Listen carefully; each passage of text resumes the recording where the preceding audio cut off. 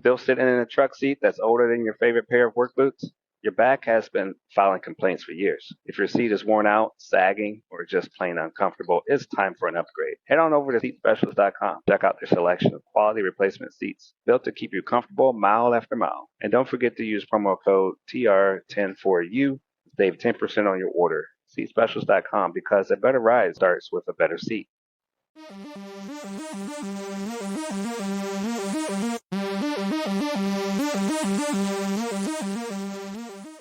Welcome back to That's Delivered. I'm your host, Trucking Ray, and today we have a powerhouse guest with us. Today is Lewie Pugh, the Executive Vice President of OOIDA. If you're a trucker out there, and you've probably heard of OOIDA, if you know that they're the boots on the ground, fighting for the rights of owner-operators and small fleets, pushing back against regulations that don't make sense, and making sure that truckers' voices are heard. I met Lewie at the Florida Trucking Show. Just a few minutes after talking with him, I knew that we had to bring this conversation to the podcast. We're diving into some of the biggest challenges that are facing truckers right now, like freight fraud, the speed limiter mandate, and truck parking. That's why truckers are still fighting for also a fair pay, overtime pay. But before we dive into all of that, I wanted to make sure you got some time to learn who Lewie himself is and his background and what got him into trucking and what led him into getting out of the truck and working with OOIDA. So let's dive into it.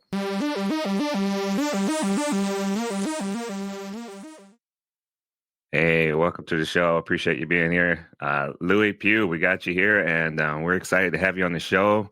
Powerhouse here and OOIDA. So got a chance to meet you at the truck show in Florida.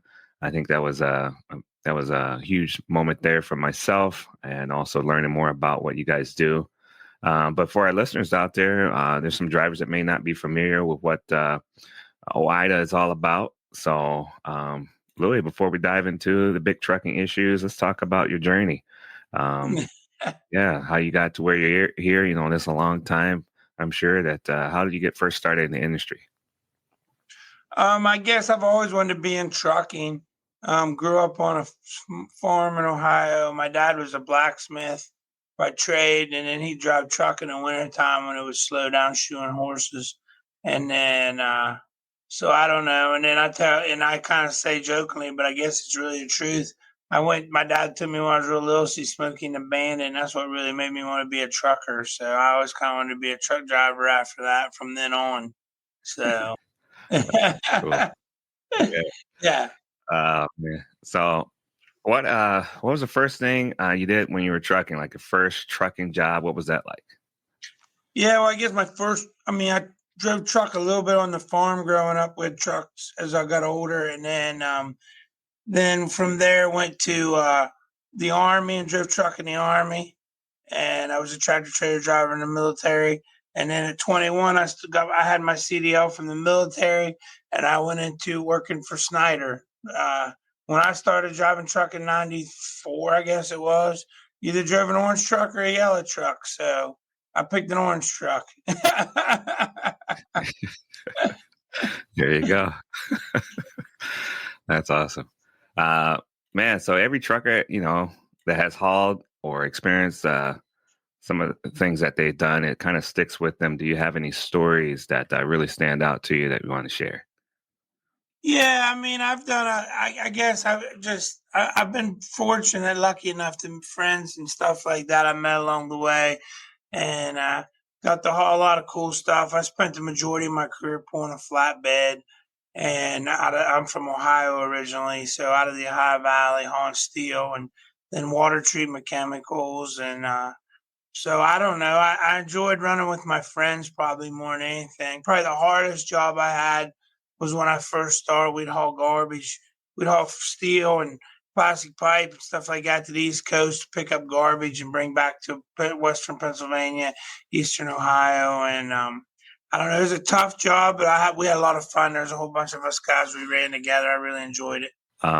What was some of the challenges, some of the biggest challenges you had as a truck driver? Maybe share those, because I'm sure everybody has little things that hold them up from doing their job. Can you think of any? Government regulation and traffic. I feel like I could deal with the rest of this stuff, and maybe not even traffic was so bad sometimes, but I feel like we got a lot of regulations as time went on pushed upon us in trucking. I had a 2012 truck, so I dealt with all the problems that most people who bought new trucks had. So that was tough. And then so I guess that the government, some of them regulations they put on you are pretty tough because there's not any really workarounds on that stuff. And then, like I said, sometimes traffic could be very frustrating. People do dumb things. I guess the hardest job, but the funnest job. A whole bunch of us guys, we'd haul steel and plastic pipe and stuff out to the East Coast, and then we'd bring trash out of Manhattan back, or Queens back to Western Pennsylvania, Eastern Ohio. And I enjoyed that just because there was, I don't know, probably about 20 or 30 of us. We all truck kind of ran together and looked out for each other. It was a lot of camaraderie, I guess you would say, and fun. Nice. Nice. Man, there's nothing like the guys you roll with, man. That's you make good memories together. You spend a lot of time together. Yeah, for sure. Yeah. Yeah, I mean, my one friend, Hard Times, him and I trucked all over this country together and stuff. So yeah, we had a lot of fun together, and I think we've lost some of that. You know, guys don't run the CB and stuff as much as they used to, or what's on there just people arguing and dumb stuff, kind of like social media, I guess. Mhm. But Yeah. and it's just like we've kind of lost some of that stuff, that brotherhood or stuff of being out there because now everybody call each other on a cell phone no matter where they are. It Right. used to not be like that. Yeah. Yeah. I got a saying I like is CB was the first social media network. Yeah. Yes, it was for sure. Yeah. So, what was your favorite part of being behind the wheel? I know maybe there's some things that on the flip side, there's biggest challenges too. I know you guys deal with a lot of regulations. What's some of the challenges that you want to share? Yeah, probably the biggest challenge is government regulation. Sometimes they put a lot of stuff on you that's, doesn't really help safety. Sometimes makes your job harder or more expensive. I was a small business guy pretty much my entire career. I had a 2012 truck, so the NOx rule and all that pollution stuff EPA put on trucks for 2011 was hard on a lot of people. A lot of guys didn't make it. Fortunately, I had a good truck garage and shop and stuff that took care of me, so I didn't have those problems that some had. But still had lots of problems with the truck. And so that kind of stuff I think is the hardest. You can deal with the rest of the stuff, kind of work around. Sometimes traffic can be frustrating because people in cars do dumb things. But to me, the hardest thing to compete against, or wasn't even competing, I guess, is the regulations put upon us. Yeah, I totally understand. Eventually, you made a transition from being a truck driver to working with OOIDA. What happened? What was something that changed? Fork in the road for you? Uh, I yeah. don't know. I wanted that myself some days. I I've been on the board at OOIDA for I think going on 21 years now. So I've been on the board for a long time. And in 2017, they asked me if I'd be interested in coming out here and kind of learning how to drive a desk, for lack of better terms, and go to DC and oversee our advocacy and our membership stuff. So go to truck shows and that kind of stuff. And which is helpful for our association because it's good to have people who have done the job or understand the job to go talk about doing the job instead of just a lobbyist. Lawmakers a lot of times react better to that. So anyway, so I with a lot of hard, long thought and talking and stuff, I thought, well, I'll give it a try. And yeah, so far so good. I've been here since the summer of 2017. So I Oh, guess what we nice. going on 8 years now. Yeah, So, that's but I great. but I still miss a truck. I miss trucking. I think it'd be a lot harder now with the ELD and all that stuff. But I got out right before that happened. I kept my truck for like a year and a half, just parked before I finally sold it. So What kind of truck do you have? my last truck was a 2012 International, and I kept my trailer out of 48-foot Benson flat. I kept everything, like I said, for about a year and a half. Make sure I was going to be able to stick to this job, Yeah, and I still think I'm a much better truck driver than desk driver, but we're getting there. yeah. It's a different beast, isn't it? A different beast. Don't totally. I mean, so what's some of the personal experiences that made you get involved in advocacy? I mean, there's some things personally too that motivate you. We just don't just do these things, I mean, it does come from a lot of passion, thinking that you can make these differences, make these changes. What's one for you? Well, I guess mainly I was raised in a family where my parents, grandparents, everybody was pretty active in their community and local groups and stuff like that. Fair Board, 4-H, Farm Bureau, um, councils, just all kinds of different stuff like that. And so I guess I was raised in a house where like that. And I joined OOIDA not long after I started trucking. A friend of mine that I was friends with told me I should join OOIDA. So I did. Probably, I think I've been a member since 95 or 96. I joined, like I said, I started trucking in 94.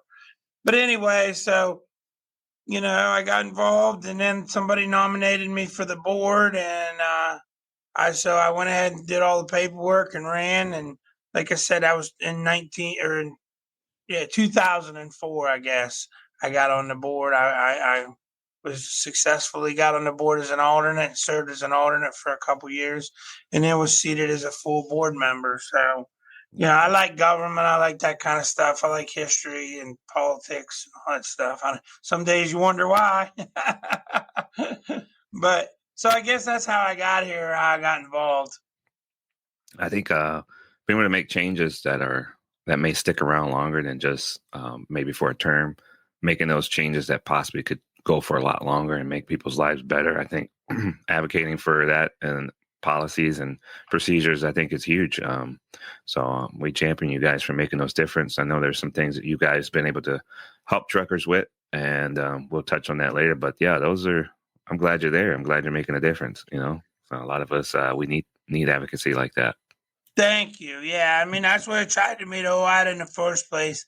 The fact of what they did, plus what makes OOIDA different from everybody else is they were started by truckers back in the early '70s, and they were still run by truckers at the time I joined.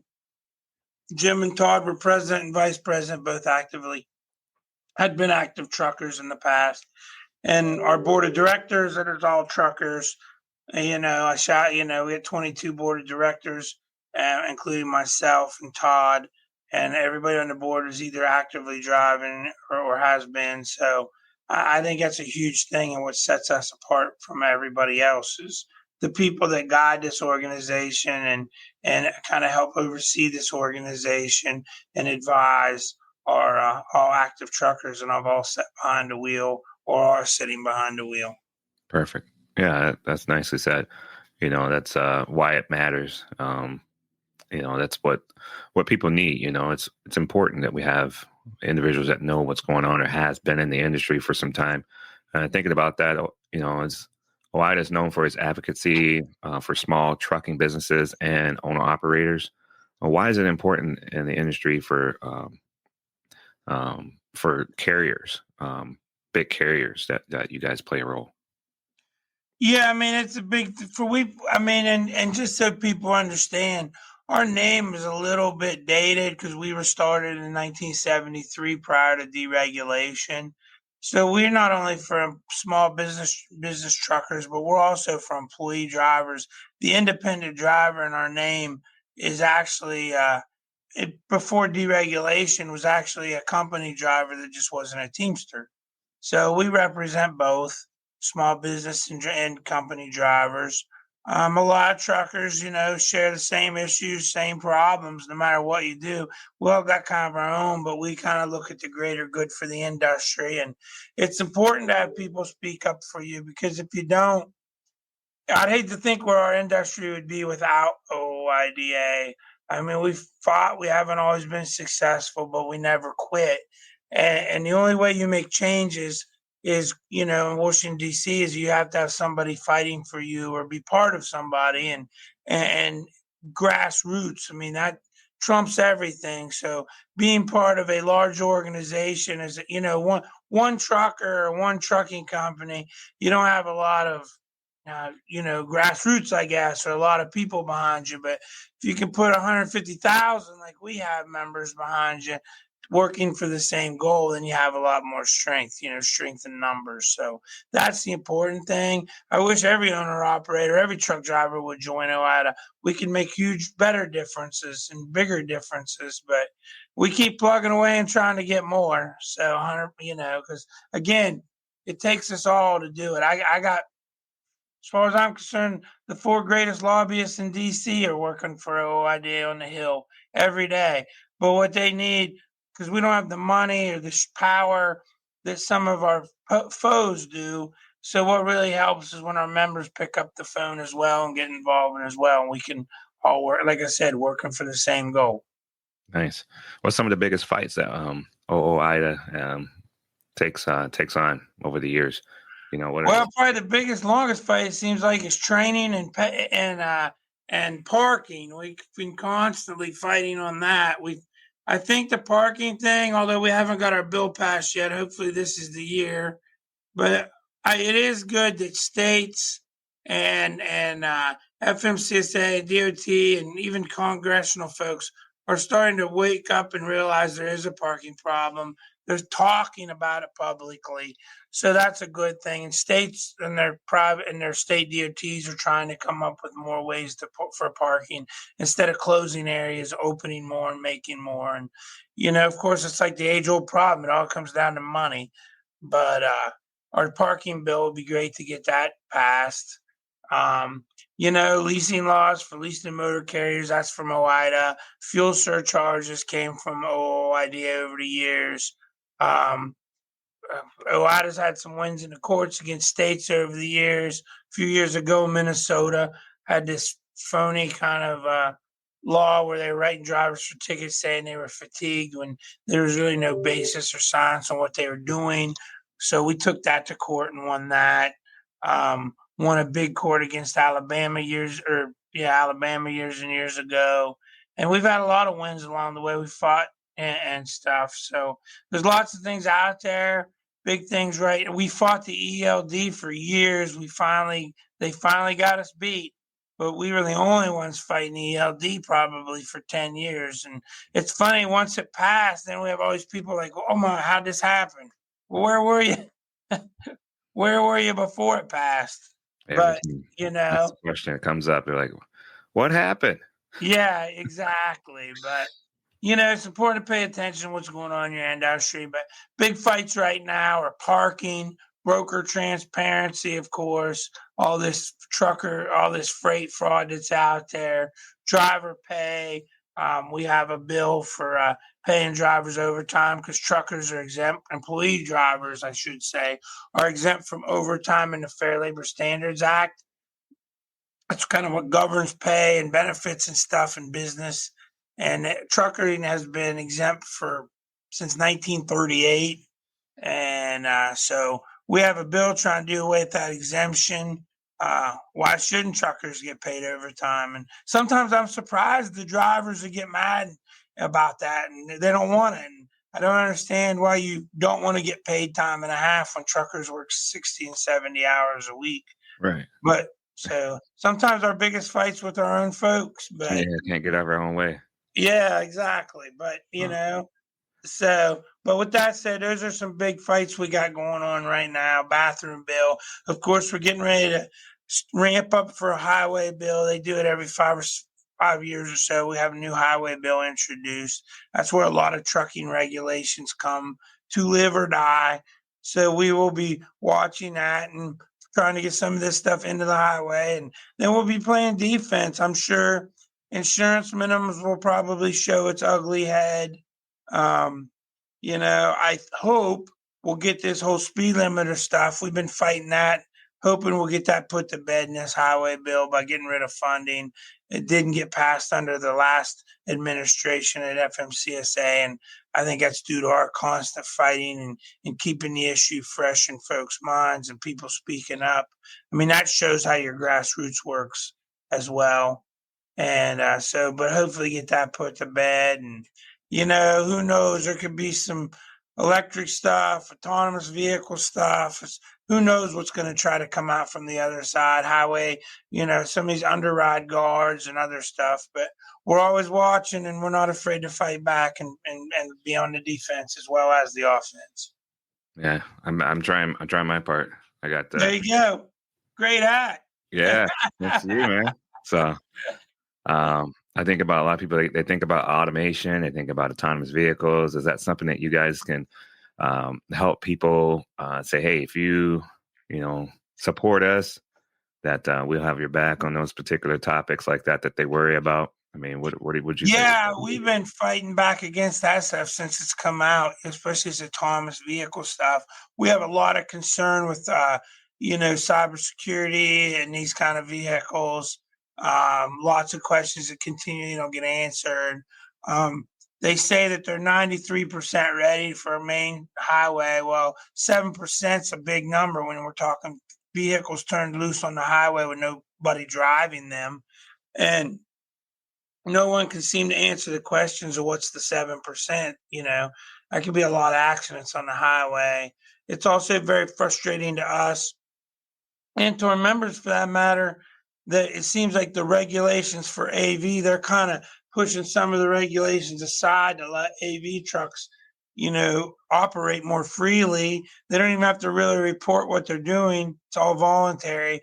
We find that all frustrating. We think it should be mandatory, and if anything, they should be putting more regulations on an autonomous vehicle than what they put on a vehicle driven by a well-trained professional seasoned trucker.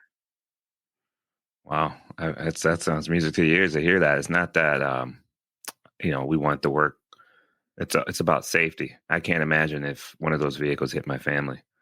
Oh, me neither. I think it's terrible, and it's frustrating because when you ask some of these questions, like about cybersecurity and how certain things are going to operate in certain situations, nobody seems to have an answer. It's also frustrating because I've asked and asked and asked and asked all these companies to allow me to come take a ride and see it. I'd love to see what it's like, and I have a little trucking experience. It'd be nice to just to see what we're talking about, and Right. and I continually get turned down. So I feel like if they're turning you down, that's probably a sign too.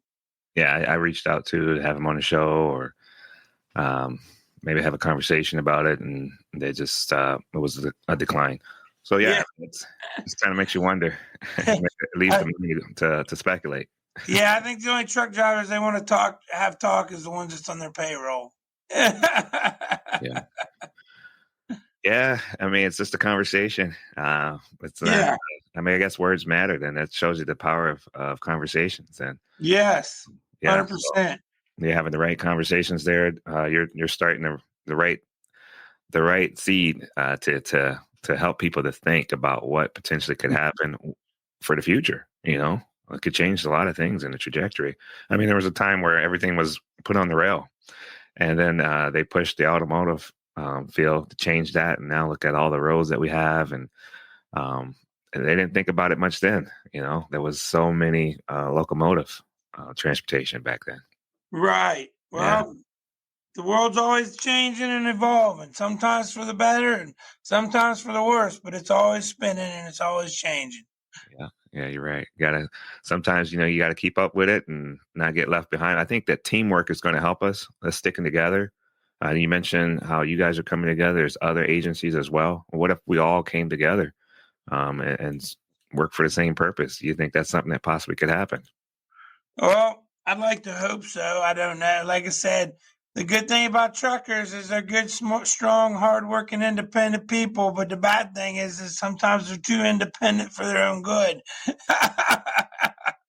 It's kind of like I talked about earlier with the overtime bill.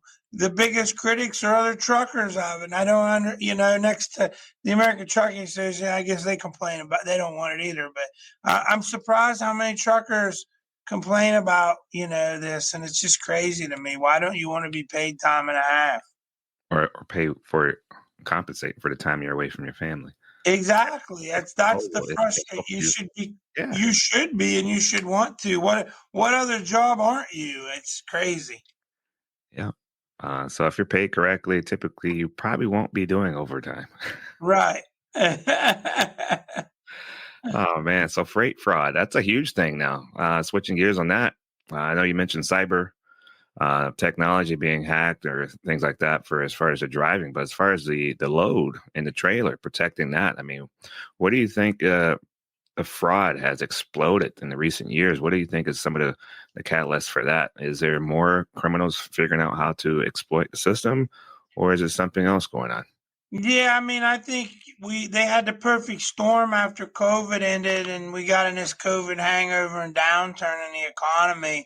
And we had such an overcapacity, which everything was so good during record-setting rates and stuff during COVID, and all these people bought trucks, and probably some folks got into trucking that shouldn't have.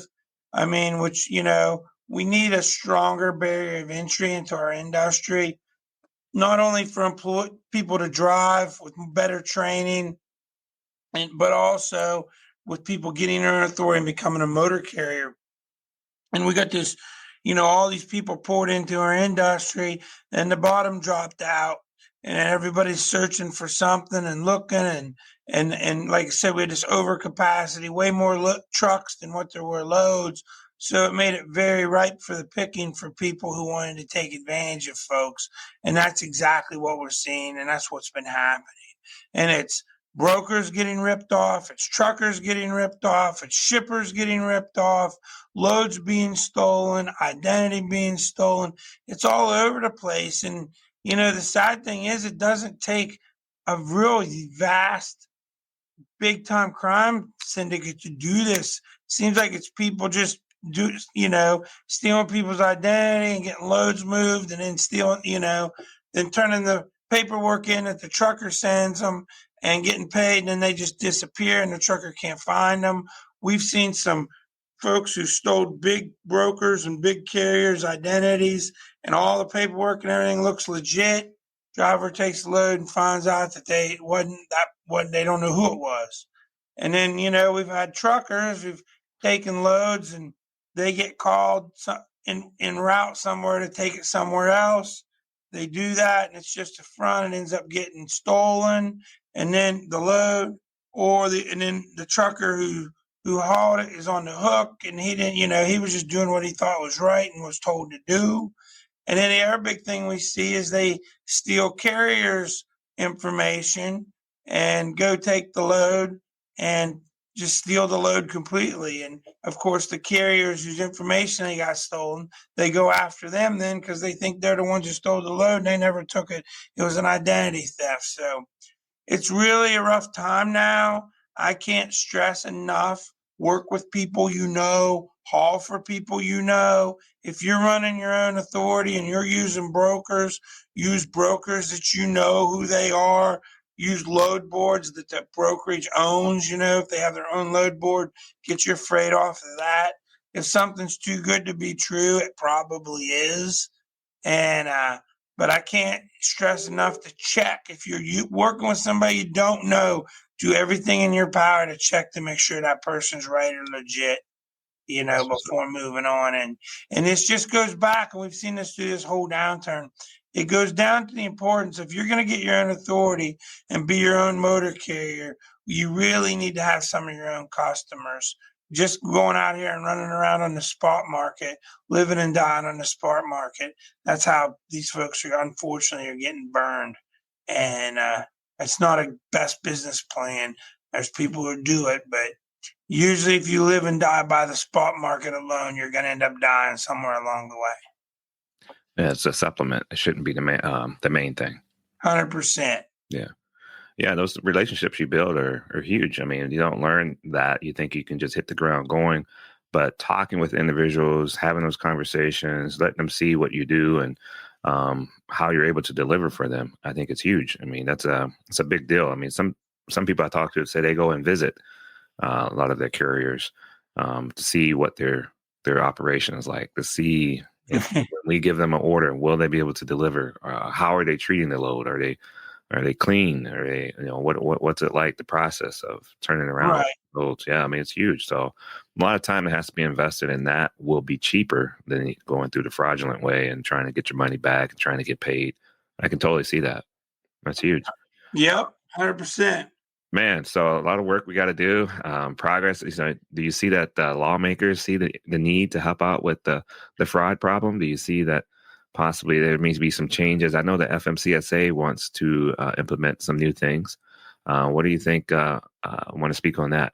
What would you say? Yeah, lawmakers have finally realized this issue. In fact, about, I don't know, 3 weeks ago or so, I was in DC, and it was after I met you at the truck show. I was in DC there into February, and in fact testified in front of U.S. Senate on freight fraud. It was a hearing on fraud. So talked about some things and some issues and what we need to see get done to helpfully combat some of that as well. But so yeah, lawmakers are finally realizing, and FMCSA realizes it.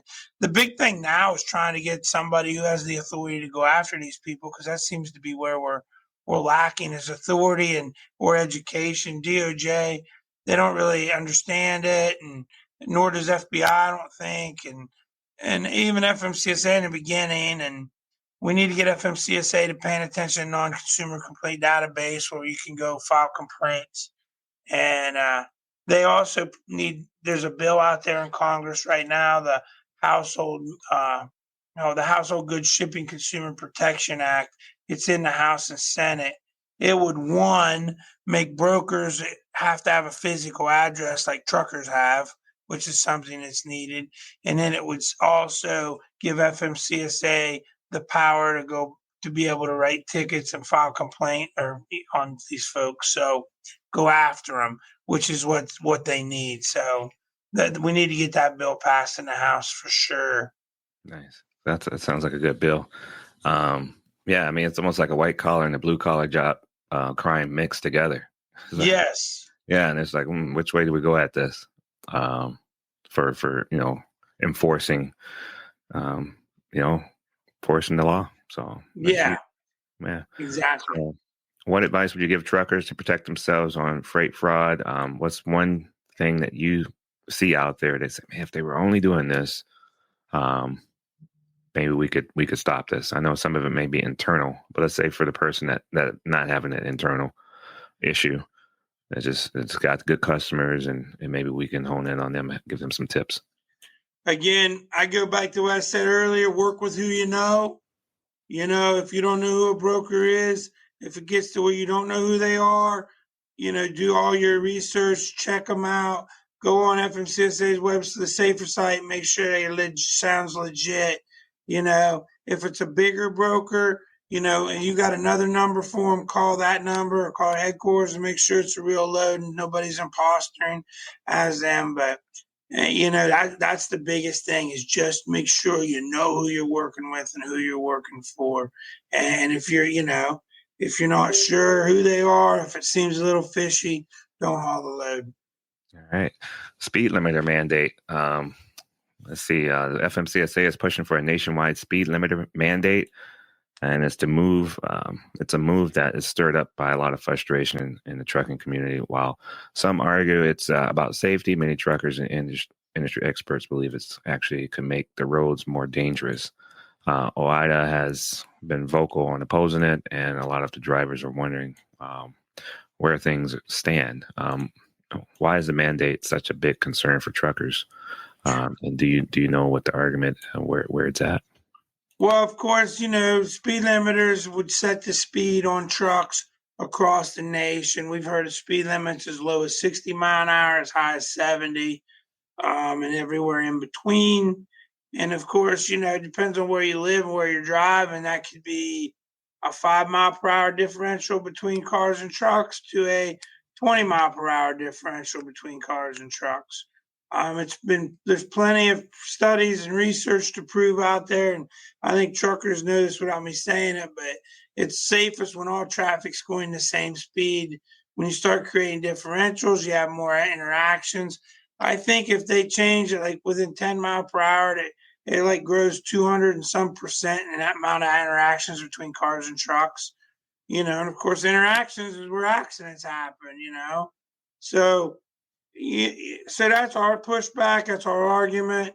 I think that's most of trucking's argument. You could also say we'll be even less efficient than what we are. So this will create, way more traffic. and on the highways, because we're going to need more trucks than what we have now. So we've already got a huge congestion problem, and we're just going to congest the highways more with trucks going even slower. So then we'll have that to deal with. And so it's a bad idea. It's a bad deal. American Trucking Association and some of the safety folks pushed for this and petitioned ATA to do this, or I mean FMCSA to do this. We've been fighting back since it started. I mean, good for truckers. They got almost 6,000 comments at FMCSA, and most of those were negative, and so that's great. And I think that's part of the reason FMCSA dragged their feet a little bit on this. And now we had this bill out there under the last Trump administration, and they didn't do anything with it. So we kind of think that's what's going to happen again. What we'd like to do, though, is we have a bill it was introduced in last Congress, and it hasn't been introduced in this one yet, but it's coming. The Drive Act, and what that'll do would defund it. If we could get that passed, it'll pretty much put it to bed forever. So, when the bill comes, when it comes, if drivers keep an eye on OOIDA.com or fightingfortruckers.com or any of our social media things or landline, we'll talk about it. Nice. And when that bill comes, you need to call your lawmaker. It's just that simple. And tell your lawmaker to support it, and let's pass it. Yeah. What do you think as far as where you stand right now? Do you think there's a chance that this will slow down, or what's your gut feeling? On the drive, yeah, I think on the speed limit it'll slow down right now. Like I said, but what we really need to do is put it to bed, and we need to get this bill passed in Congress and just shut it down completely, and then it'll go away for good, hopefully. All right. So we touched on quite a bit. Missy, there's also the overtime exemption. You talked about the speed limiter mandate. We talked about the parking. So these are some good things that we've been able to share.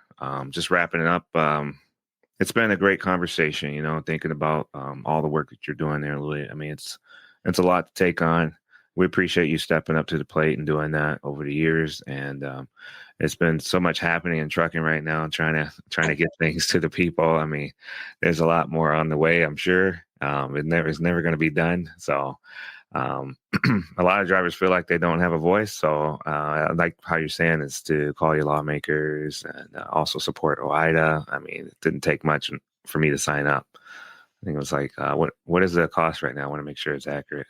It's $45 a year to be a member. It's, like I said, $45 a year.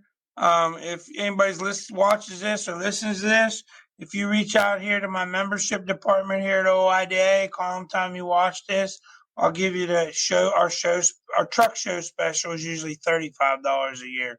Or if you're going to, you see us at a truck show or you see our tour truck with Marty out, you can get it for $35 as well. But if you watch this show, I appreciate being on here, and I appreciate your listeners and all truckers, call in, tell membership you saw me, and you can get a $10 discount. And, $35 a year in today's money, that ain't a lot of money. It costs you that much more not to get a good steak anymore. So it's crazy. Where eggs cost that much, I think. Yeah. But you're right. And then, be active. We have a lot of stuff here to offer. We have some stuff, to help you with your business. Some of it we charge for, but a lot of it, there's some good stuff here for free. Our compliance department is a free thing. Our advocacy is a free thing for you. And we have some benefit other programs. And I tell people, if you get in our programs, the good thing about our programs is our profits go to, advocate for you in DC. That's what we do we're a non-for-profit. So all profits are going to help truckers. And, like I said in the beginning, the stronger we are goes with our membership, and the bigger our membership and as active as our members. And it's easy to find out what we're doing and what's going on the legislation front. We got a website. It's fightingfortruckers.com. If you don't know who your lawmaker is, you can find them on there. You can also message your lawmaker right off there. And as I tell people all the time, you can send your lawmaker a message on Fighting for Truckers in less time, or at least the same amount of time, but I'd say less time once you get it set up, who might help you and might make a difference for you. is the amount of time you can put it on social media, complain about it, and ain't nobody going to do anything for you or help you. Hey, that says a lot right there. I mean, Yeah. as a group, like you said, the number they look at, but are they actually reading each individual comment versus if you do it the right way in the proper channels? And of course, people respect it when you state facts and I mean, I know there's a lot of emotion out there as well, but state the facts, make sure that they get that correct as to what you need and how it needs to be taken care of. I think that's going to be huge. Yeah. 100%. Be professional and because here's the deal. There's only about 3 or 4 people in Capitol Hill ever drove a truck or know anything about trucking. So you have everybody in the world down there telling them about trucking. You have people who are on the safety side. You have large carriers. You have us, and all other kinds of people from walks of life who tell you about trucking. The only experts is you, the trucker, and you're the expert on your field. So be professional and tell them how things are affecting you, good, bad, or indifferent. And I get that's what I get from members all the time. Well, that's why we belong to you because we don't know how to do that. Hey, you just called and told me what your problem was. Call and tell your lawmaker the same thing. We all put our pants on the same way. Yeah. Yeah. I love that. I love that theory. That thought is huge. I mean, we don't have to sound super intelligent. Just say, state the facts, common sense. Just makes it cut right through, easy to understand. Like I said, we're just individuals, just humans here on the planet trying to make a difference and trying to make things better. So I appreciate that, and appreciate you being on the show. And I think a lot of things are going to resonate well with the listeners and stay informed, to get involved, and also learn about how they can get more involved with OOIDA and the things that they're able to offer and make a difference with. So thank you again for being on the podcast, Louis. You did a great job, man. I appreciate it, and we hope to have you on again.